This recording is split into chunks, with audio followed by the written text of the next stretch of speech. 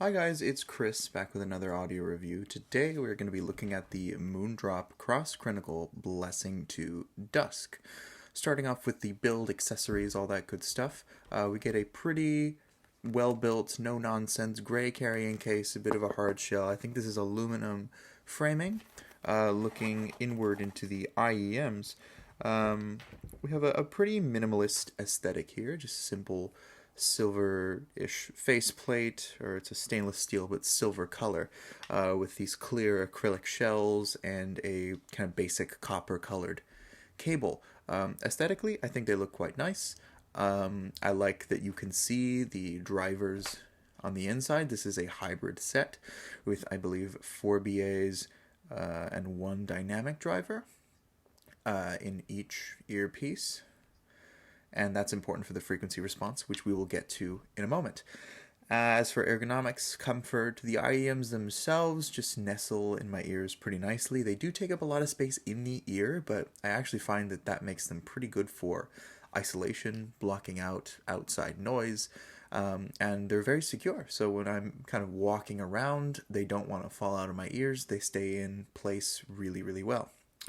The cable. Let me get my Apple dongle off. This is single-handedly the worst cable that has ever come with an IEM, in my experience. The ear hooks are just not for me. They just don't.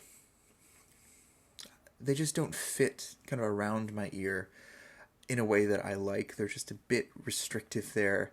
The material of the cable is kind of coarse and rough against the skin just a bit. It tangles. It keeps its shape in a very frustrating way. All in all, it's a pretty terrible cable. Now onto the sound. It's good. It's very good. This is effectively a perfect frequency response for me. Doesn't have too much upper mid-range like you would find on the typical Harman in-ear target. It's got a nice neutral treble balance. There's no harshness, no kind of fatigue there, at least from a tuning side. Though if I would nitpick, I would say that kind of the BAs being used for the treble sound just a bit gritty and coarse. But it's not an issue. I'm not fatigued by it. It's just, in a perfect world, the treble would be a bit smoother. As for the bass, these have basically an ideal bass shelf. There is enough mid-bass to give things like kick drums a decent amount of body, but it's also clean enough to never intrude into the mid-range, and it's got enough sub-bass to make EDM and kind of other genres that really token sub-bass frequencies exciting and visceral. So all in all, I think that the sound for me is going to get a 9.5 out of 10. Just a 0.5 off for that slight grittiness in the treble. But yeah, for tuning, tonality, it's excellent. Technical performance, I'm going to give it about a 10 out of 10. Not because it's the most detailed or dynamic IEM you could buy, but just because there aren't any issues in the technical performance, right?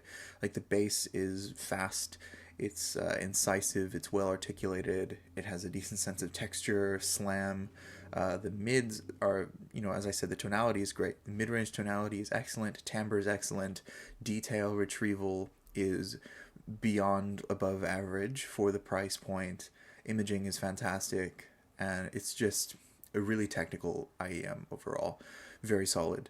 10 out of 10 technicalities, 9.5 out of 10 sound. Unfortunately, the cable is going to get a 0 out of 10, which means that the overall ranking for the Moondrop Blessing to Dusk is a 0 out of 10. Unfortunately, I cannot recommend this to anyone, despite how good they sound, just because this cable is really awful. I know you can replace the cable really easily by just kind of buying a replacement $20 upgrade cable on Amazon, but still, because the stock cable is so bad, I cannot recommend this to anyone. It is a 0 out of 10. Do better, Moondrop. Thank you so much for watching, and I will see you in the next one.